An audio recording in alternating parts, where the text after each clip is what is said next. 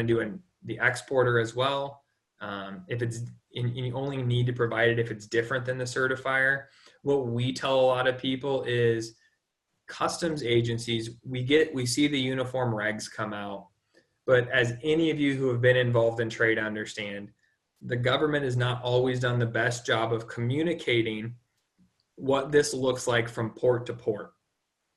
So even though a blank section of this document is okay, in this type of a scenario, if you're the exporter and you're obviously certifying, just fill out both forms. It's not that, or both pieces of data.